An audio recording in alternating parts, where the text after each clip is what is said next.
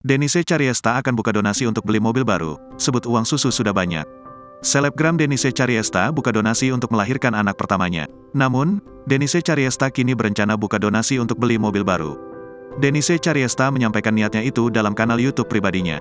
Dalam video tersebut, Denise Cariesta terlihat mengunjungi dealer mobil. Sebelumnya, Denise Cariesta memang menuai hujatan pedas manakala membuka donasi untuk biaya lahiran.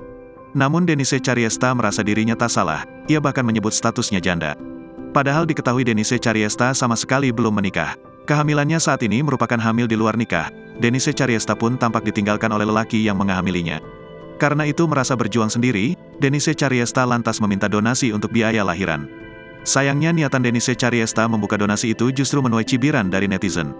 Kesal mendapat hujatan, Denise lantas mengungkap kekesalannya. Pantauan sripoku.com dari Instagramnya Minggu, tanggal 23 Juli, Denise mengaku dirinya janda hingga tak masalah membuka donasi biaya lahiran.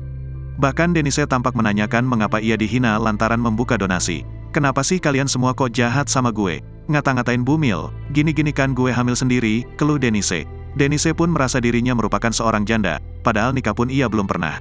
"Istilahnya kan gue jagung, janda nanggung.